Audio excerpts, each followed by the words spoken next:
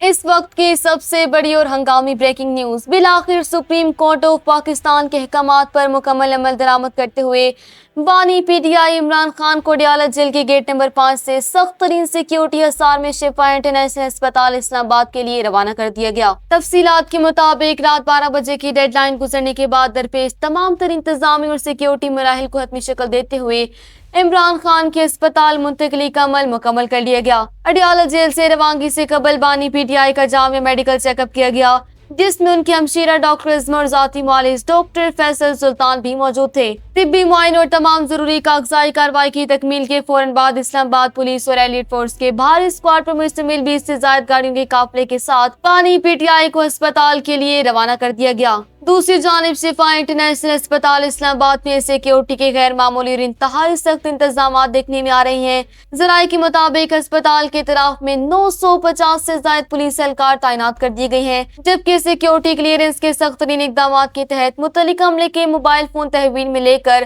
مخصوص حصے میں مواصلاتی سگنلز معطل کر دیے گئے۔ یہی نہیں بلکہ اسپتال کی بیرونی لائٹس بند کر دی گئی ہیں اور کسی بھی غیر متعلقہ شخص سمیت میڈیا نمائندگان کی رسائی اسپتال سے تقریباً 2 کلومیٹر دور ہی روک دی گئی، جس کی وجہ سے اسپتال کے گرد مکمل بلیک آؤٹ جیسی صورتحال پیدا ہو چکی ہے۔ شدید سیکیورٹی حصار میں روانہ ہونے والا یہ قافلہ کچھ ہی دیر میں شفا انٹرنیشنل ہسپتال پہنچنے والا ہے، جہاں پہلے سے قائم کردہ سب جیل اور ایگزیکٹو فلور پر ان کا باقاعدہ علاج معالجہ شروع کیا جائے گا۔